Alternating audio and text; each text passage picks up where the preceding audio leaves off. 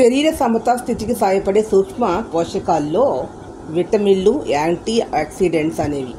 విటమిన్లో vitamin C. ఈ vitamin C యొక్క రసాయన నామము అస్పారిక్ ఆమ్లము అంటారు. ఇది లభించే పదార్థాలు విటమిన్ సి అత్యధికంగా రోజ్హిప్ అనే పండులో ఉంటుంది.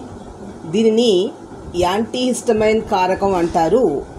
నెక్స్ట్ వచ్చి మనకి విటమిన్ ఏ. దీని రసాయన నామం రెటినాల్ అంటారు. శరీరం పెరుగుదలకు ఉపయోగపడే గ్రోత్ హార్మోన్ అంటారు. దీని లోపం వల్ల రేచీకటని, గిచ్చాఫాల్మియా, కెరటోమలాసియా, బీటౌట్ స్పాట్స్ అనేవి వ్యాధులు రావడానికి అవకాశం ఉంటుంది. లభించే పదార్థాలు గుడ్లు, పాల వెన్న అంటే జంతు పదార్థాలతో పాటు క్యారెట్, బొప్పాయి, గుమ్మడిలో లభిస్తుంది. ఇది విటమిన్ కెరోటిన్ రూపంలో ఉంటుంది.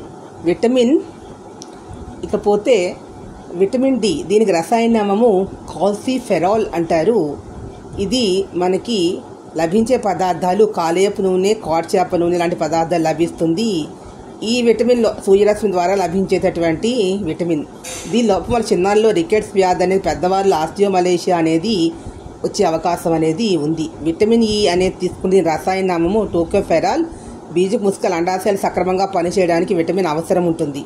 ఇవి లభించే పదార్థాలు పత్తి గింజల నూనె, ఆకుకూరలు, పొద్దు వేరుశనగ నూనెల్లో ఉంటుంది.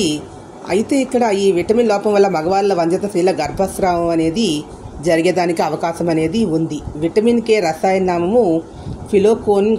కాలేయంలో ప్రోతాంబిన్ తయారీకి విటమిన్ అనేది అవసరం అవుతుంది. శస్త్రచికిత్స చేసే ముందు ఇస్తారు కాబట్టి దీన్ని కొయాగ్యులేషన్ విటమిన్ అని అంటారు. రక్తస్రావం నిరోధించడానికి వాడతారు. లభించే ఆకుకూరలు, పాలు, కాలేయం, గుడ్డు, సోయా వంటి వాటిల్లో ఇది ఎక్కువగా ఉంటుంది. ఇవన్నీ కూడా competitive exams very important. Objective questions అడిగే ఆస్కారం ఉంది. యాంటీ ఆక్సిడెంట్లు, యాంటీ ఆక్సిడెంట్